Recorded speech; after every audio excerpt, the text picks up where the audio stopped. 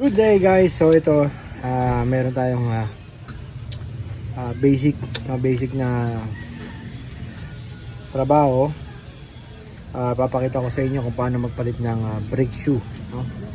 Dito sa Nissan Nissan Urban NV350, parehas lang yan. Kung paano yung proseso. Okay, so pakita ko sa inyo kung paano. Okay guys, so ayan, Nissan NV350, pinanggal na yung gulong. Hindi na namin pinakita kung paano tanggalin kasi basic lang yung pagtanggal yan. Okay, so andyan na rin yung van na binibenta natin dito. Ayan, okay,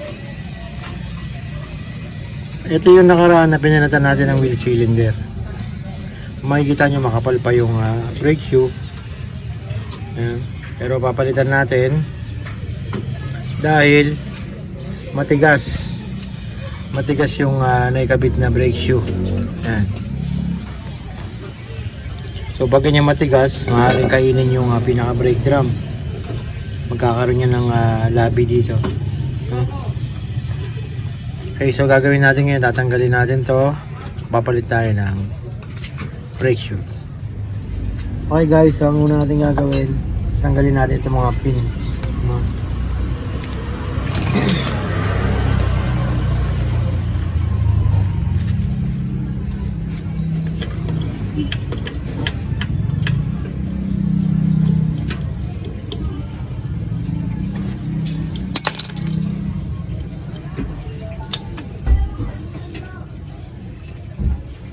Ayan.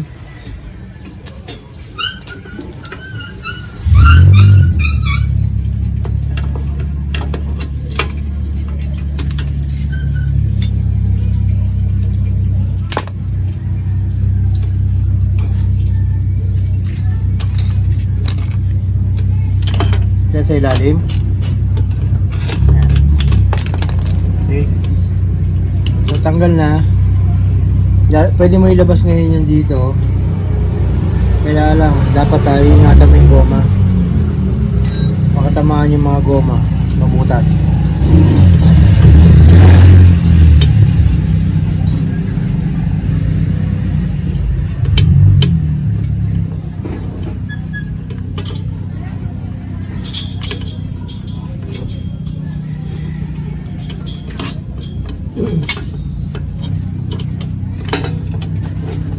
Ayan.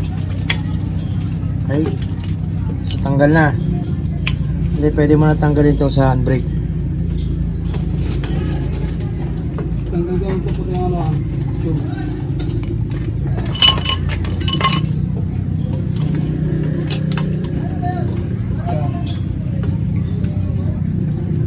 Ay nako, alam na naka-vlog. Sumasabay. Okay.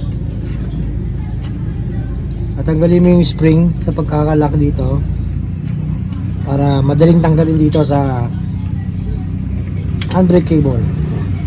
Tanggal na. Tanggal na yung brake shoe. So ganoon lang kasimple yung pagtanggal. Okay. Okay, so itong right side, wala ka nang gagawin dyan. And itong left side, kailangan mo tanggalin yung lock.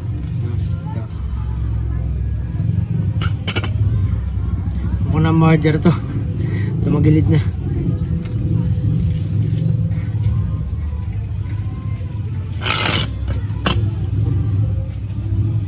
Ay, JB. Okay, so pagtanggal, kailangan mo mapapasok yung dulo ng flat screw dito and then twist para bumaka yung lock.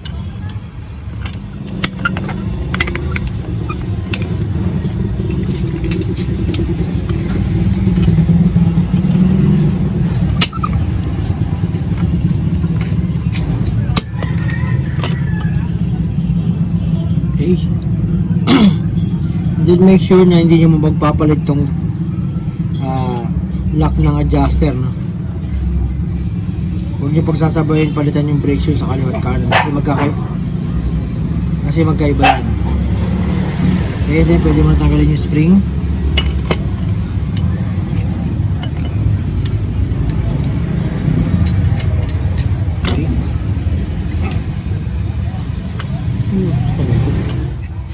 Okay.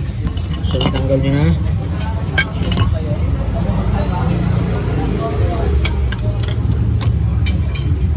Saan na yung bago? Ayun ako pares dyan, boy.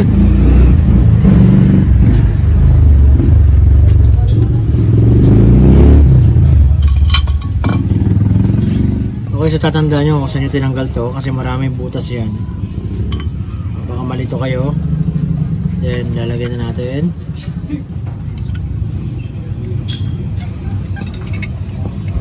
Okay.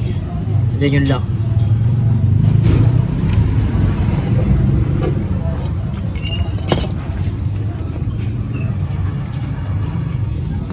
This time kailangan mo naman ng plies para itulak ng pagganan.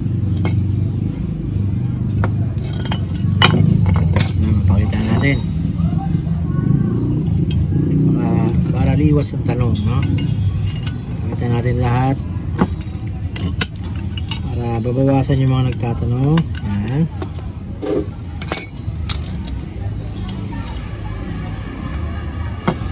And then make sure nakasabit yan doon sa gatla. Yan lock.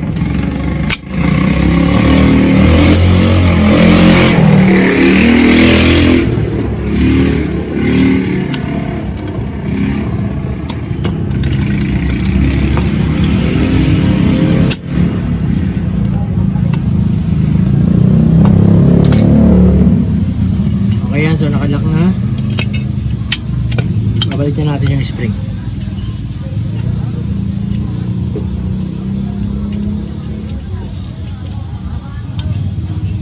Okay. Make sure sumasabit yung mga spring at saka yung nasa tamang pagkakabit, no? Para hindi kumalas. Okay na. So ngayon kakabit na natin. Okay guys, so ang una niyong kakabit yung handbrake, syempre yun ang huling tinanggal. Yun ang una natin kakabit. Ayan.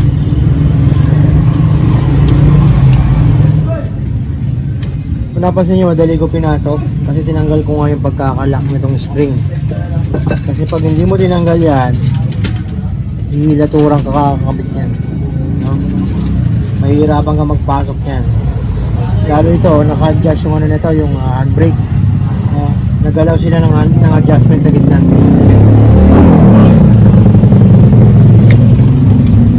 After nyo malak yan, pwede nyo nilak yung spring.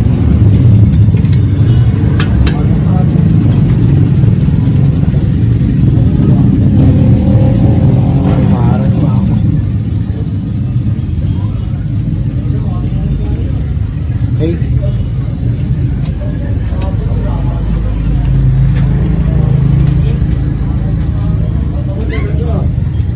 After nyan, dahil nalaglag naman na to, natanggal, pwede na natin ikabit ito. Nagkakabit ko na to, no, para steady yung brake shoe, lalo pag wala kang katulong, malalaglag yan pag binitawan.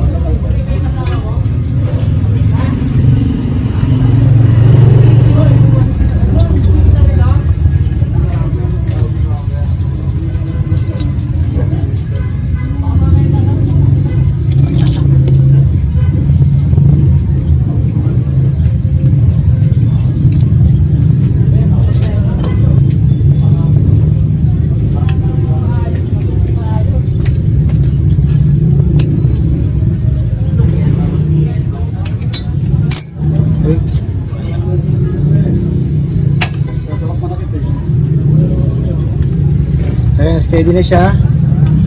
Medyo na ikabit yung adjuster.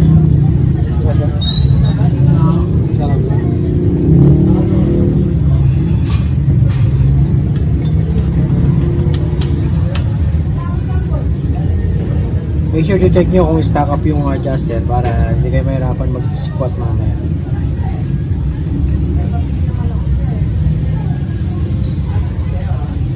Then papasok na natin itong isa.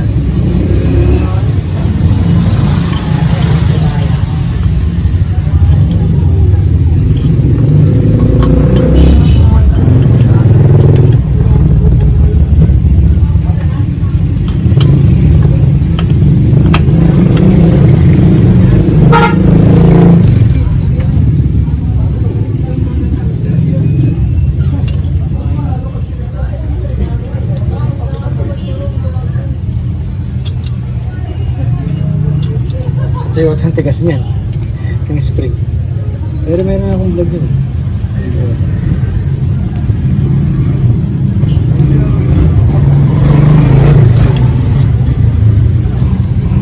Ito, napaka-basic ito. Yan yung ano. Diyan siya natagalan kap. Kasi Ha? ginawa niya kap, yung paglagay niya niya.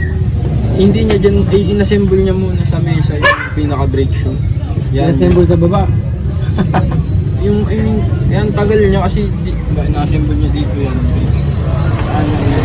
Okay, pati na mo ha. Then next, pwede na natin tapos ito.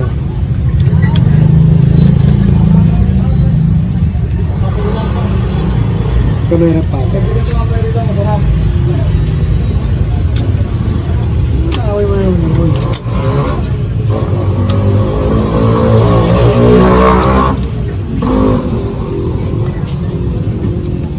Yun yun. Okay, so after nyan, kakapit na natin yung spring. Ngayon may technique din dyan para hindi ka mahirapan magkabit ng spring. Kailangan iangat mo to. Yan. Papatong mo sa ibabaw. Then, pwede mo nang kabit yung spring. Basic na lang yan. Then, bababa mo ulit.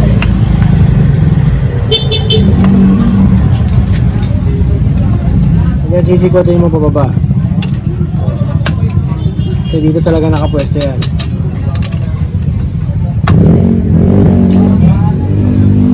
Okay, so yan, nakakabit na. Ngayon, lalagyan na natin yung drum brake and then kukunin mo na yung adjustment dito sa likod. Pag ina-adjust yan, kailangan nakakabit yung drum brake. Hindi yung susukatin mo dito and then ipapasok. Mahirapan ka kasi lalo pag may labi na yung drum brake.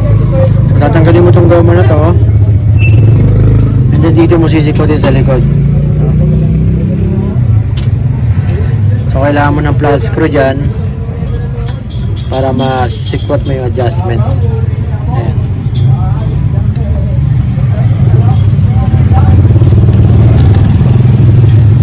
Okay, makabit na natin yung drum brake.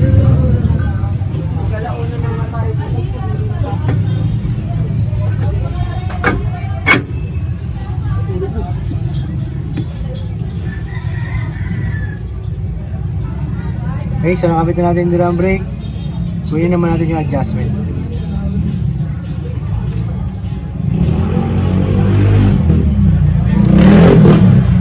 Okay, lalagyan ko na lang ng sound para mawala yung maingay.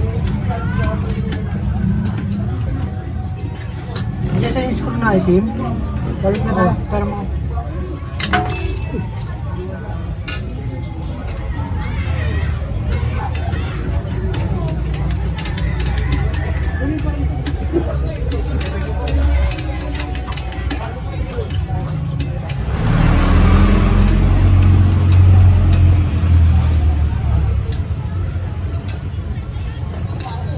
Okay, so pag-adjust niyan, kailangan medyo sumasabit na. Ayan. Ayan. May sabit ng konti. Dito sa Nissan, hindi ka masosobra ng adjustment niyan kasi mararamdaman mo sa likod. Medyo patigas na. Hindi yung matigas na, kailangan patigas na. Yung pagpihit doon, sakto na yon. Nakasabit na ng konti yan. Unlike sa Toyota, hindi mo mararamdaman na tumitigas yung adjuster. Masosobra mo yung higpit. Pag nasobra mo ng higpit yan, mahihirapan ka ngayon mag-adjust, no? Para lumuwag siya. Then after nyan, huwag nyo kakalimutan na ibalik yung cup, no? Yung takip sa likod. Kasi magiging daanan siya ng tubig o ng dumi.